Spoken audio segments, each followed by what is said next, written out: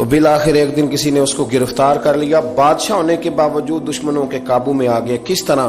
اس کے پاس بندوق تھی گولیوں سے بھری ہوئی، تو اسے اچانک ایک پرندہ نظر آیا تو اس نے ایک گولی نہیں ماری، اس نے ساری بندوق ہی خالی کر دی۔ اتنی گولیاں برسائیں، قریب وزیر تھا سمجھدار، اس نے روکا بھی، اس نے کہا بادشاہ سلامت آپ غلط کر رہے ہو، چپ کر، تیری جیب سے خرچ کر رہا ہوں۔ گولیاں برسائیں تو وہ بندوق خالی ہو گئی، پرندہ بھی نہ مرا۔ جب واپس نکلے تو دشمنوں نے گھیر لیا، اسلحہ پاس کوئی نہیں تھا، گرفتار ہو گیا وزیر سمیت۔ تو کہا کہ وہ تم مجھے روک کیوں رہے تھے؟ تو اس نے کہا بادشاہ میری جرت تو نہیں، لیکن وہ جو آپ جس کو گولیاں مار رہے تھے وہ پرندہ نہیں تھا، پرندے کا سایہ تھا، آپ نے سائے پہ ہی ساری بندوق خالی کر دی، سوچا سمجھے نہیں، اتنی جلد بازی کی آپ نے کہ پرندہ بھی نہیں، سایہ تھا، آپ نے گولیاں مار دی۔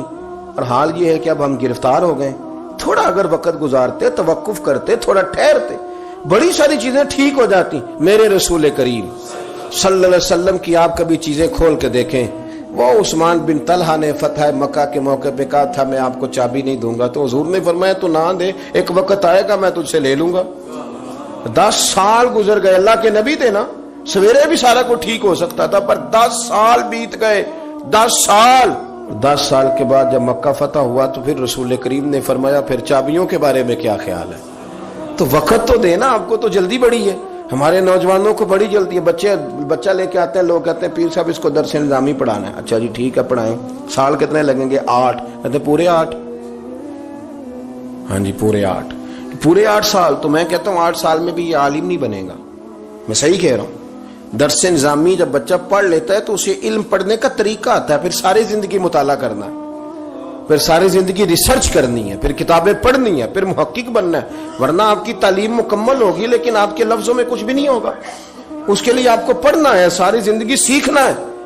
اور میرے نبی پاک علیہ السلام نے جو ہمیں کہا تھا نا کہ ماں کی گود سے لے کر قبر کی گور تک، حضور اتنا لمبا پیریڈ دے دیا آپ نے پڑھنے کا۔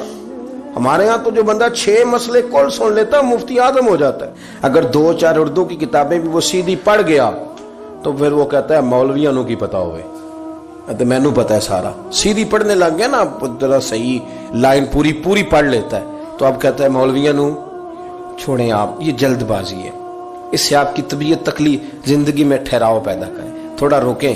اور میرے ابا جی کہا کرتے تھے پتر وٹا بھی کدھر پیار ہوئے صحیح پارا ہو ہی جاندہ ہے، لیکن اگر وہ کھڑا نہ ہو، کبھی ادھر بھاگے تو پھر تو جو ساتھ وزن ہوتا ہے وہ بھی اتر جاتا ہے۔ جلد بازی نہیں کریں، بھاگے نہیں، کبھی بھی آپ بغیر اطمینان کے اپنی زندگی نہ گزاریں، سکون میں رہیں۔ آپ اس دین کے ماننے والے ہیں جو بڑا ہی میٹھا ہے، جو بڑا ٹھنڈا ہے، جس کے اندر راحت ہے، جس کے اندر سکون ہے، جس کے اندر خوبصورتی ہے۔ امام مالک رحمت اللہ تعالی علیہ بڑے خوبصورت آدمی تھے، تو دور دراز سے لوگ ان سے ملنے آتے تھے، دور دراز سے جو لوگ ملنے آتے تھے تو ایک درویش ان کی خدمت میں حاضر ہوا کرتے تھے، شیخ یحییٰ ان کا نام ہے۔ تو وہ فرماتے تھے کہ ہر بندہ سوال پوچھتا تھا تو میں چپ کر کے بیٹھ جاتا تھا۔ مجھے کسی نے کہا کہ آپ کیوں نہیں کوئی بات پوچھتے؟ تو میں نے کہا مجھے مزہ لینا ہے اپنے شیخ کا۔ کہا وہ کس طرح؟ کہنے لگے دیکھنا وہ خود پوچھیں گے کیسے آئے ہو، کہاں سے آئے ہو، کوئی بات تو نہیں کرنی۔ تو کہتے ہیں یہ تو مزہ تب آئے گا نا جب چپ کر کے بیٹھیں گے۔ کیا کہا تھا کسی نے؟ چپ کر سن تے موتی مل سن، تے ذکر کریں تے جے پاگلا مانگو رولا پاویں، نہ موتی نہ ہیرے۔ تو ہم تو شور سے چیزوں کو جیتنا چاہتے ہیں، تو شور سے چیزیں جیتی جا سکتی، جتنی طلاقیں ہوتی ہیں جلد بازی کی وجہ سے ہوتی ہیں۔ اگر تھوڑا اطمینان ہو جائے، تھوڑا سوچیں، تھوڑا پرکھیں، آزمائش میں نہ پڑیں۔ قتل کیوں ہوتا ہے؟ غصہ بڑا تھا، میں نے اپنے ہاتھوں سے سزا دینی تھی، میں نے یہ انتظار ہی نہیں کیا کہ رب بھی تو سزائیں دیتا ہے نا، قیامت کو بھی تو عدالت لگنی ہے نا۔ تو وہ جلد بازی، تلخی ہمارے مزاجوں کی، اس نے ہمیں بڑی ساری جگہوں پہ پریشان کیا ہے۔ اس لیے حضرت ابوبکر صدیق اپنی زبان پکڑ کے کہا کرتے تھے کہ تو نے مجھے بڑی تکلیف دی ہے، کاش تو ٹھیک ہو جائے تو میرے لیے آسانیاں ہو جائیں۔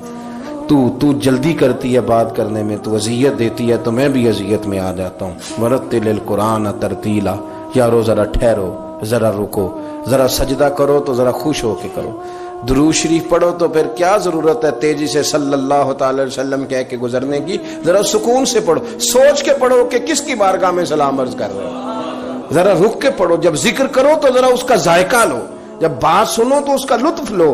جلد بازی آپ کو پریشان کرے گی۔ خراب کرے گی، چیزیں بگڑ جائیں گی۔ اللہ ہمیں اپنے محبوب کا صدقہ اطمینان قلبی عطا